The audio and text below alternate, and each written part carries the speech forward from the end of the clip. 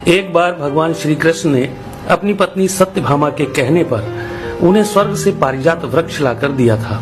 तब सत्यभामा को इस बात का अभिमान हो गया था कि वह सबसे अधिक सुंदर है और भगवान श्री कृष्ण की अति प्रिया भी है। इसी कारण उन्होंने उन्हें पारिजात वृक्ष लाकर दिया है। इसी प्रकार सुदर्शन चक्र ने जब एक बार इंद्र के वज्र को निष्क्रिय कर दिया था, तब से उसे भी यह अभिमान हो गया था कि भगवान के पास युद्ध में जब कोई उपाय नहीं बचता है तो वह उसकी ही मदद लेते हैं। इसी तरह भगवान का वाहन गरुड़ भी यही समझने लगा था कि भगवान मेरे बिना कहीं जा नहीं सकते, क्योंकि मेरी गति और मेरे बल का कोई मुकाबला ही नहीं कर सकता है। इन तीनों के इस अहंकार को तोड़ने के लिए एक दिन भगवान श्री कृष्ण ने हनुमान जी का स्मरण किया था। उनके स्मरण करते ही हनुमान जी तत्काल द्वारिका आ पहुँचे थे। भगवान श्री राम और भगवान श्री कृष्ण एक ही हैं, यह तो हनुमान जी जानते ही थे।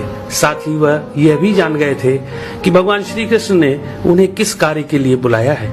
इसलिए वह भगवान श्री कृष्ण के दरबार में जाने की जगह द्वारिका के एक बहुत ही सुंदर बागीचे में चले गए थे और वहाँ के वृक्षों में लगे फलों के साथ साथ वृक्षों को भी तोड़ने लगे थे। यह खबर जब भगवान श्री कृष्ण के पास पहुंची कि एक वानर बगीचे को उजाड़ रहा है, तो भगवान श्री कृष्ण ने गरुड़ से कहा कि तुम सेना लेकर जाओ और उस वानर को पकड़कर मेरे सामने ले आओ। तब बल के अभिमान में भरे गरुड़ ने यह कहा था कि प्रभु, एक मामूली वानर को पकड़ने के लिए सेना की क्या जरूरत है, मैं अकेला ही उसे पकड़ लाता हूँ। ऐसा कहकर गरुड़ उड़ते हुए उस बागीचे में पहुँचे जहाँ हनुमान जी वृक्षों को उखाड़ रहे थे। तो गरुड़ ने उन्हें बिना जाने ही उनको पकड़ने का प्रयास किया था। तब हनुमान जी ने गरुड़ को अपनी पूंछ में दबाकर जोर से कस दिया, जिससे गरुड़ की सांस रुक गई थी। गरुड़ को इस प्रकार कुछ समय तक पीड़ित करने के बाद हनुमान जी ने अपनी पूंछ से ही गरुड़ को दूर समुद्र में फेंक दिया था। तब गरुड़ बड़ी मुश्किल से खुद को संभालकर भगवान श्री कृष्ण के दरबार में वापस आकर यह बोले थे कि प्रभु, वह कोई साधारण वानर नहीं है, इसलिए मैं उसे पकड़कर नहीं ला सका। यह सुनकर भगवान श्री कृष्ण ने कहा कि वह अवश्य ही श्री राम जी के भक्त हनुमान होंगे।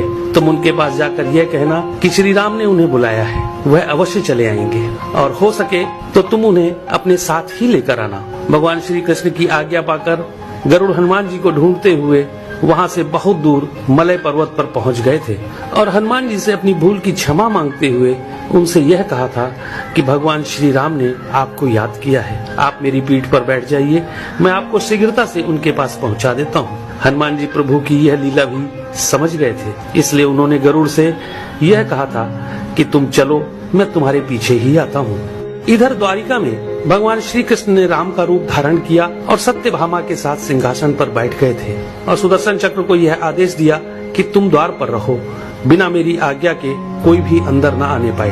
तभी हनुमान जी द्वार पर पहुंच गए थे तो सुदर्शन ने उन्हें रोकते हुए यह कहा था कि तुम बिना आज्ञा के अंदर नहीं जा सकते हो।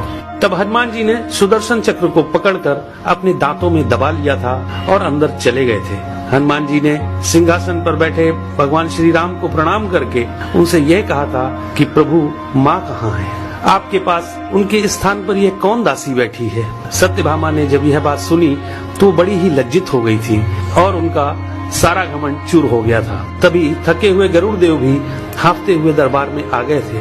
गरुड़ ने वहाँ हनुमान जी को देखा तो वह चकित रह गए थे कि मेरी गति से भी तेज गति से हनुमान जी वहाँ पहुँच गए।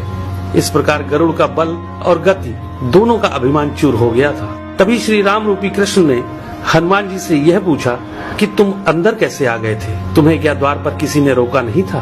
तो हनुमान जी ने कहा, सुदर्शन चक्र ने मुझे रोका तो था, परंतु मैं आपके दर्शन में विलंब कैसे कर सकता था, इसलिए मैंने उस सुदर्शन चक्र को अपने दांतों में दबा लिया था। यह कहकर हनुमान जी ने अपने मुंह से दबे हुए सुदर्शन चक्र को निकालकर प्रभु के चरणों में डाल दिया था। इस प्रकार सुदर्शन चक्र का भी सारा घमंड समाप्त हो गया था।